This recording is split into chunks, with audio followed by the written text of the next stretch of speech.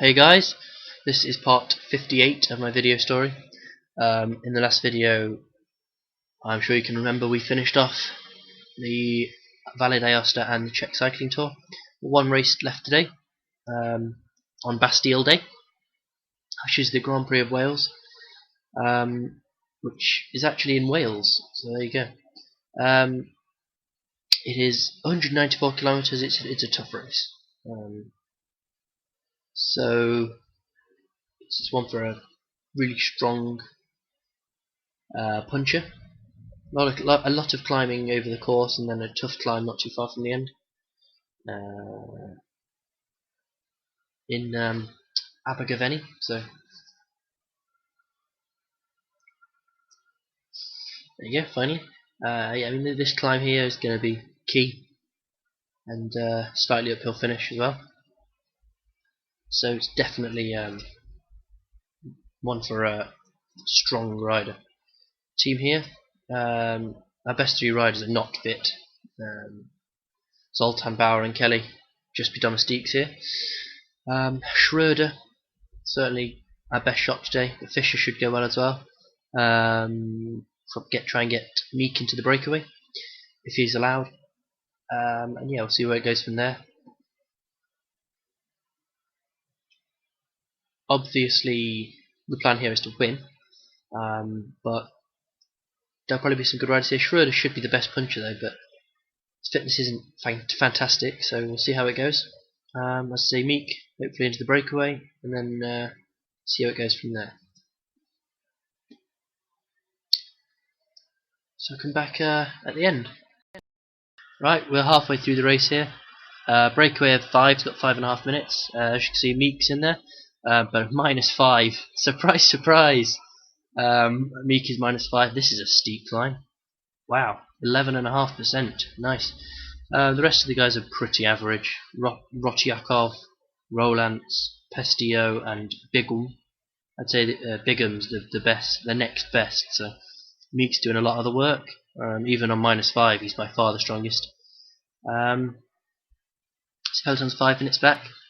A lot of teams doing the work on the front. Leopard, Rafa Conda, OFM, Madison Genesis are up there as well. So all sorts of teams hoping to win.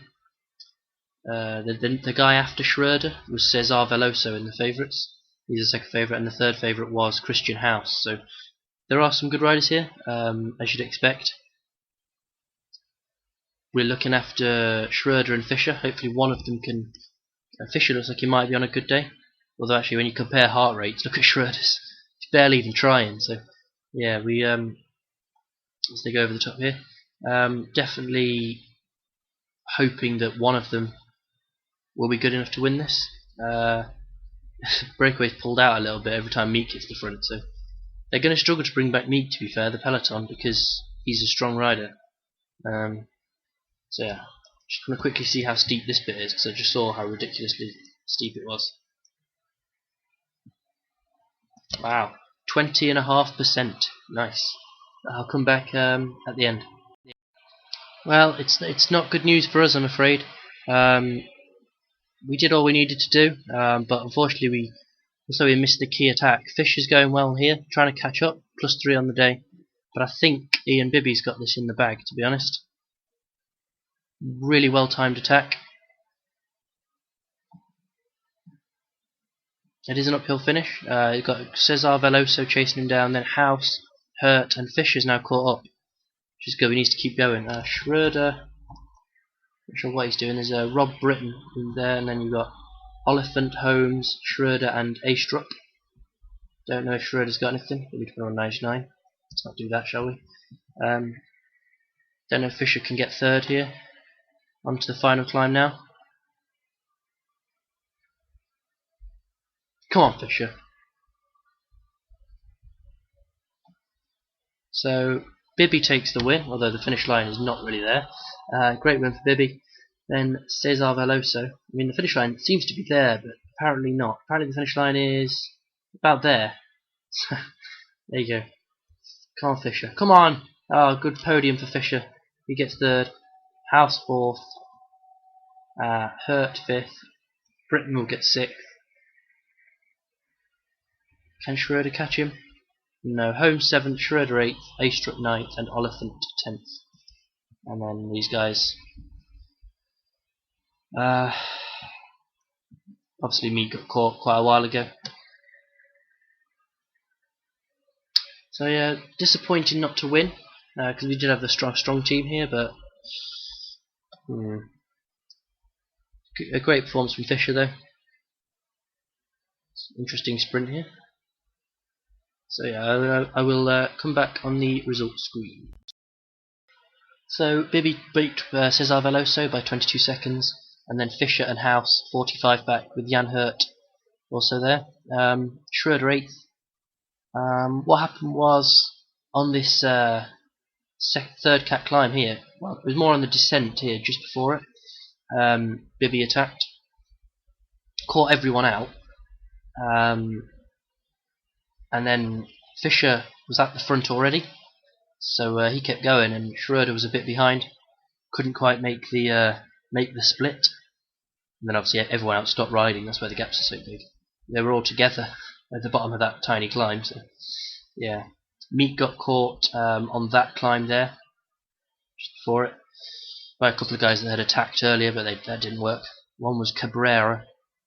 Who was the other one? Norris, I think. Yeah, Lachlan Norris. So the rest of our guys, St Ledger 23rd. Quite a quiet day for St Ledger, but did the job. Bertels 30th, and then Meek 56th, Zoltan 58th, Bauer 64th, and Kelly 69th. It was a hard race. So,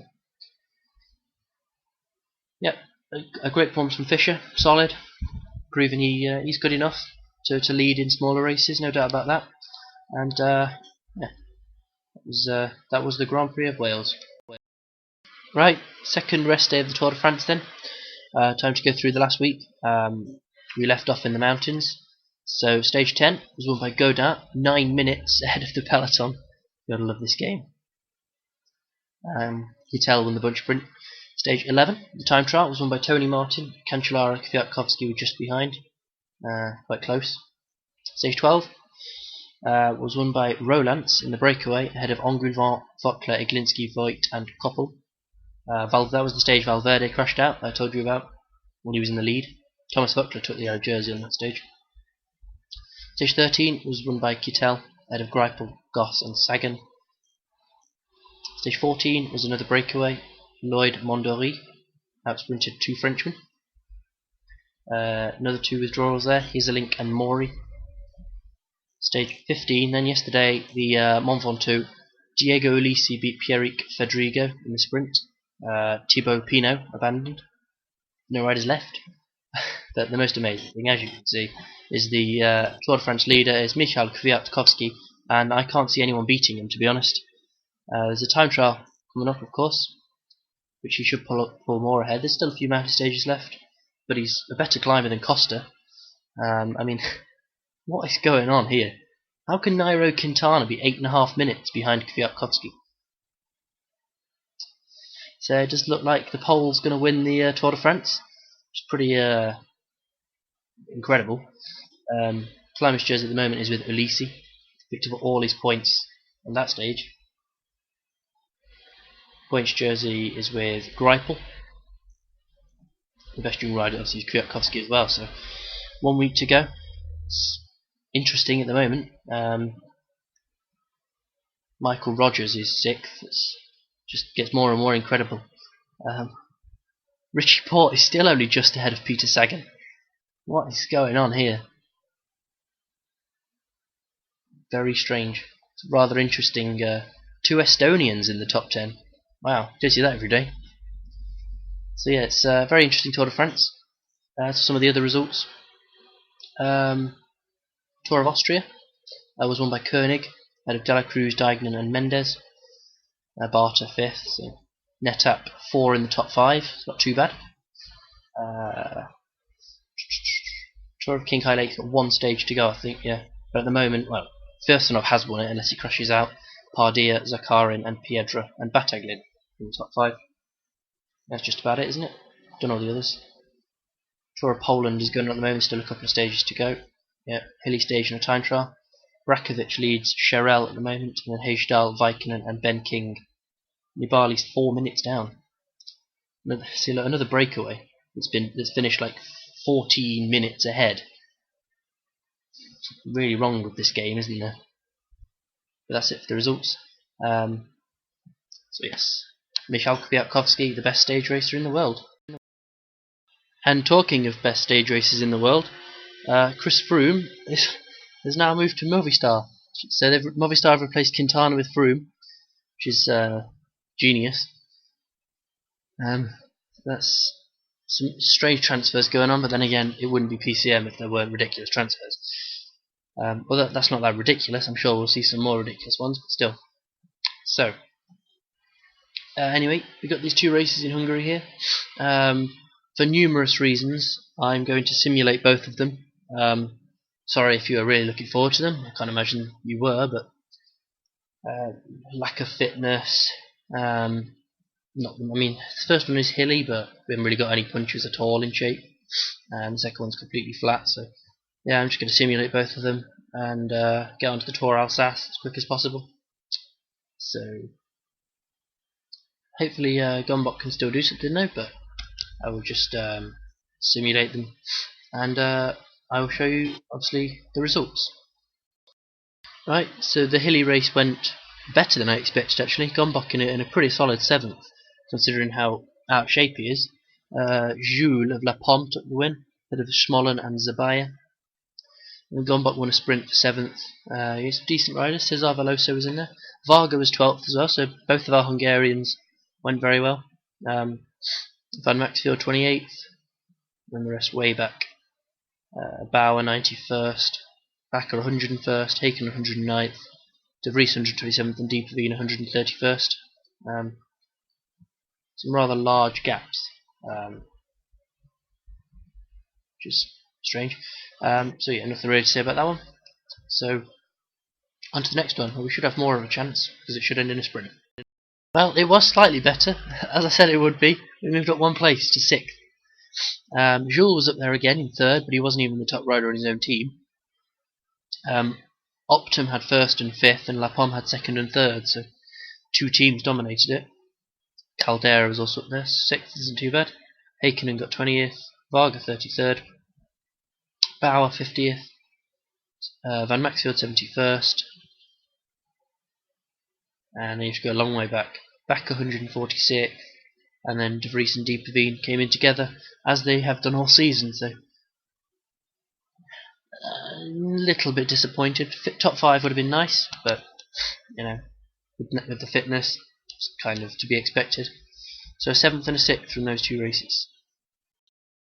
Right, so the Tour de France is finished. So the final week review. Stage 16 to Gap was won by Talabardon by a close margin of 15 minutes from the rest of his breakaway companions. Kreuziger and Fedrigo abandoned. It's really quite a lot of withdrawals. The time trial was won by Tony Martin, just ahead of Kangert, Chavanel and Cancellara. Stage 18, Croix, Cairn and Alferez, all French breakaway. They won by 5 minutes. Stage 19 was won by Coppel ahead of Poriol. Lots of French breakaway wins. Lars Boom crashed, and he actually, if I remember rightly, is out for the rest of the season. It's a big injury. We won't be seeing Lars Boom again. Stage 20, Tendam and Aru beat the rest of the breakaway riders by 7.5 minutes. These are all Andre Greipel is in the breakaway. And then the final stage was won by Marcel Kittel ahead of Greipel, Boss, Goss and Sagan. Everyone finished. 181 finishes then. But as I'm sure you've seen, the winner of the Tour de France is Michał Kwiatkowski of Omega Pharma Quickstep. He beat Van Garderen by 3 minutes and Contador by 4 minutes. What is going on here? Rui Costa 9 minutes down. Vokler in the top 10, Kirienka in the top 10, Taramai, Kangert. Wow. Interesting riders here. Richie Port did just nip past Michael Rogers to be the top Australian. Moreno, Malema, Cadell Evans. Interesting. Tony Martin finished 24th. So very, I'd say that's a surprise. Could have done a betting, and I don't think any of you would have got that top 3. Might have got Contador in 3rd, but Climbers jersey was won by Peter Sagan was 2nd. Jeremy Roy won that then. And the points jersey went to Greipel by 6 points. Close. Best young rider was obviously Kwiatkowski. And the best team was Movistar. They're very interesting Tour de France there. Just to quickly update you, the Tour de King nothing changed on the final stage. First Sanov won that. And then the Tour of Poland, Brakovic won. 4 minutes ahead of Hejidal, Nibali, King, Mika. Quite big gaps there for a 1 week stage race. And that's just about it. So next race will be the Tour Alsace. So here's the next race, the Tour Alsace in France. Starts with a very, very short team time trial. Obviously we'll sim it, but it's kind of 5.5 kilometers is a bit pointless. Stage 2 is completely flat. Starts in a place called Valle. Unfortunate for him.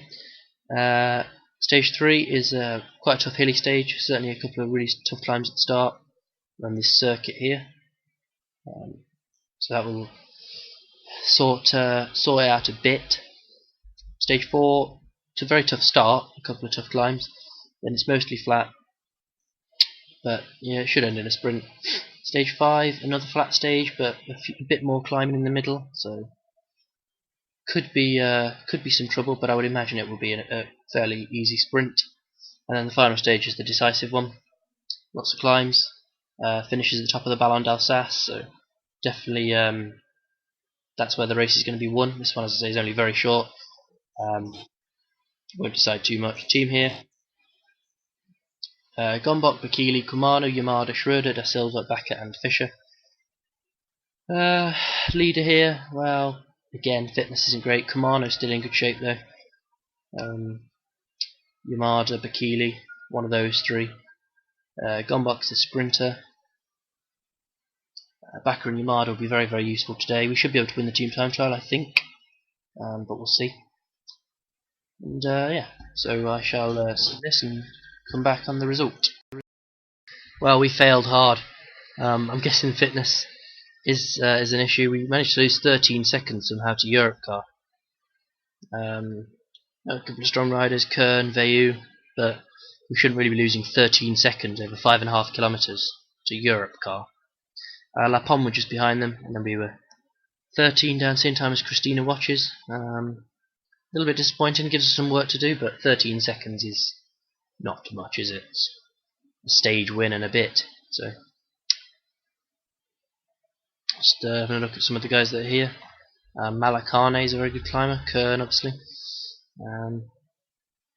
There's always likely to be some pretty good riders. We have to beat, but Hado isn't here for once. So yeah, Plus Bank dropped Enger, which is interesting. They'll show he's their leader at every race they go to. So yeah, bit of a disappointing start. Navarro's here. That's not good. So our best placed man at the moment is Bakker in 17th. So second stage here can easily fit in quite quickly because should be pretty boring. Just 140 kilometers and it's completely flat. There's 20 seconds for a stage win here, so with a stage win, Gombok would actually be in the lead, but it's not likely, to be honest, with his fitness. Up against the guy from La Pomme again, Jules in particular. So yeah, there's bound to be plenty of sprinters here that are going to be better than Gombok at the moment, but don't think we'll get anyone in the breakaway today. We'll try and get someone in the break tomorrow though, and then yeah, see what Gombok can do at the end. Right, we are into the final 5 kilometers here. The only team that are actually doing a lead out. Gombok's +5 on the day. All I was doing was keeping Gombok up at the front, and then when the breakaway was caught, the other teams went and just left us to do the only lead out. I wasn't planning on actually doing a full-blown lead out. I was just letting Bakker and Da Silva keep him up at the front. But it looks like it's going to have to be up to us.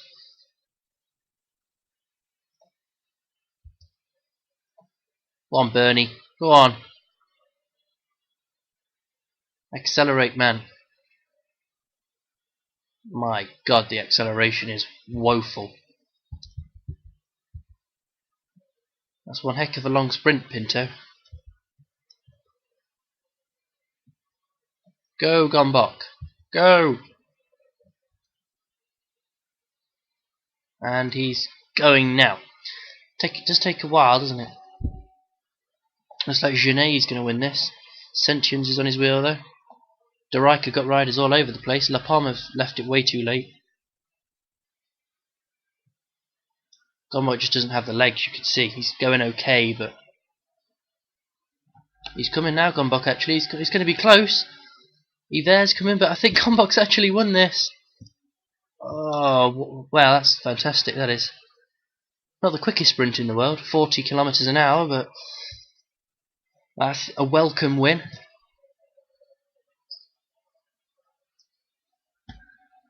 Wasn't expecting that, but obviously +5 is very, very useful whenever you have it. It will be close for third. I think Yver's got it.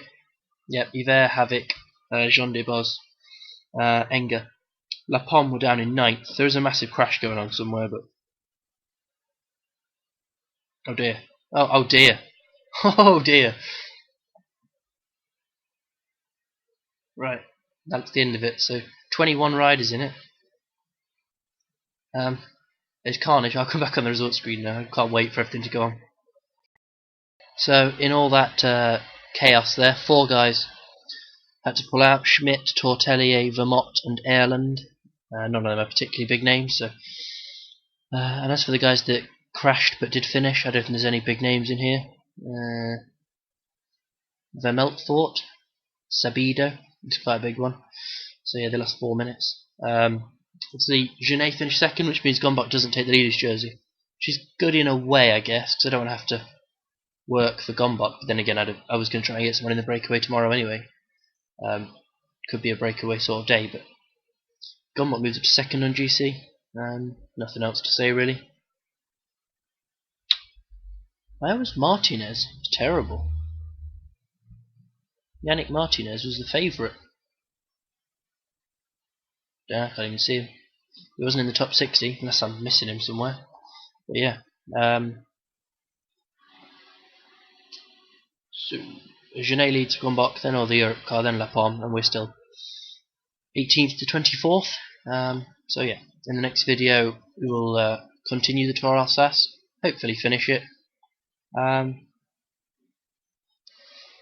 Obviously 4 stages, but 2 of them are completely flat, so, but more or less completely flat. And then that will be the well, we've got the Rydale GP as well, which is the last race in the British Premier calendar, and then we'll be into August. So yeah, join me next time, and thanks for watching.